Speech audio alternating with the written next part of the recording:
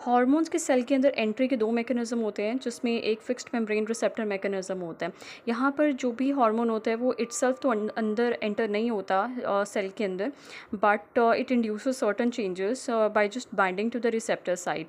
तो होता यहाँ पर क्या है, इसको हम अप्लाई करते हैं फॉर प्रोटीन्स एंड अमाइंस।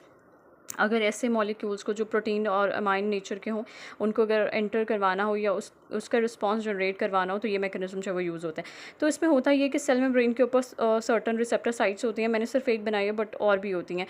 तो यहाँ पर आकर hormone molecule binds itself, which in turn induces changes.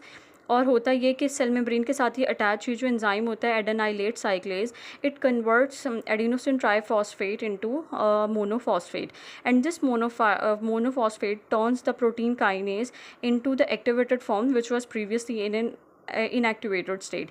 अब ये जो प्रोटीन काइनेज होता है, it induces certain physiological changes cell की सेक्रेशंस के हवाले से, या फिर influx and outflux of material and other changes as well. Lastly जब ये सेक्रेशंस वगैरह या फिर ये जो प्रोसेस इंड्यूस होना है ये हो जाता है, तो AMP is inactivated by the enzyme which is called phosphodiesterase. तो मेनली हमने यहाँ पर दो एंजाइम्स का जिक्र किया है, एडेनाइलेट साइक्लेज एंड फॉस्फोडाइएस्टेरेज।